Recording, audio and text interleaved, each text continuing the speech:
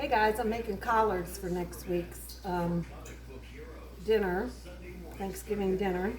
It's something you can make ahead. Excuse me. This is one bunch of collards. They come in a bunch. You have to rinse them. Sometimes they're a little gritty. And I chopped them up into pieces. So that's one bunch, and I took all the stems. You can keep the stems if you want. I don't like them. So I cut the stems off and I ripped all the, pieces off so I don't have all that stem. Now what you want to do, because see how high that is?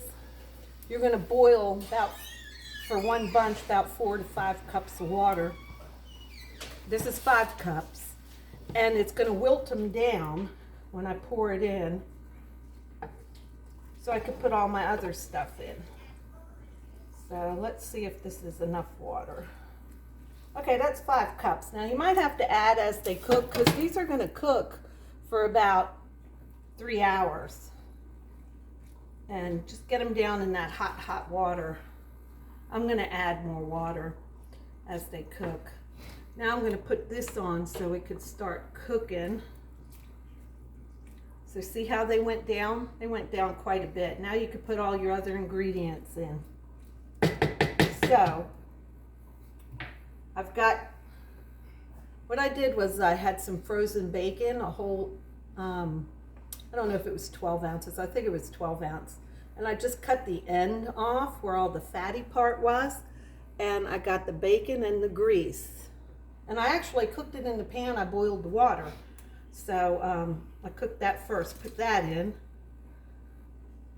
Now, it doesn't call to put the bacon pieces in, just the bacon grease, but why not just put some bacon in too? Nice little, piece of bacon when you eat them is nice. Then I'm going to use, now what you should use is a ham hock. I don't have a ham hock, but I'm going to use these pieces of salted pork, fatty pork, and I'm going to put them in there. These are going to get stirred around later. Let me get a napkin.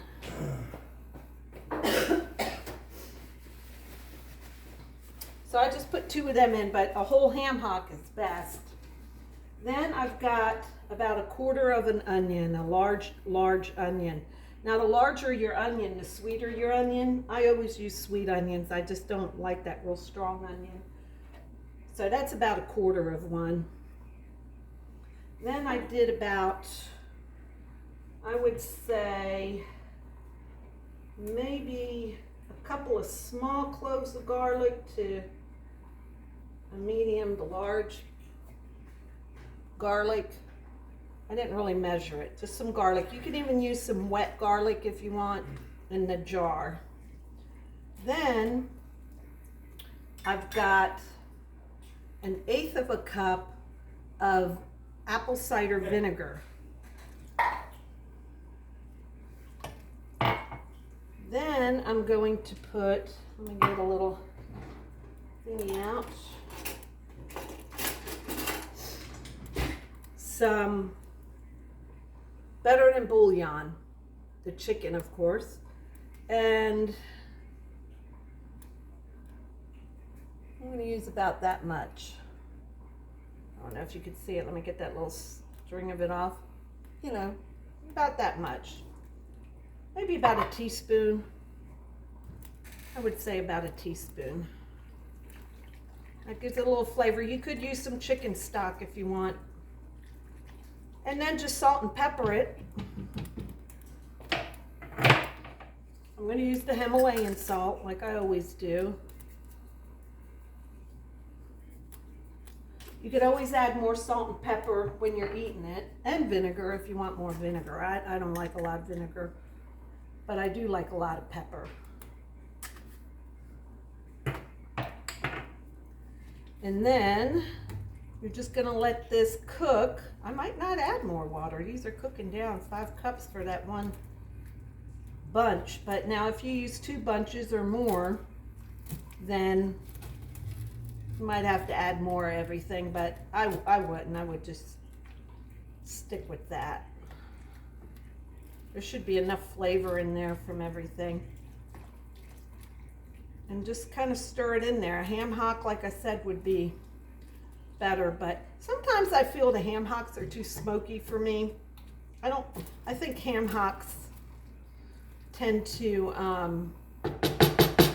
make things too smoky tasting for me, so I don't use the ham hock. I just use them strips. I don't know what they're called. I just got them in a big container, and I just separated them, put them and froze them in little baggies, and I take them out whenever I make beans or something like this.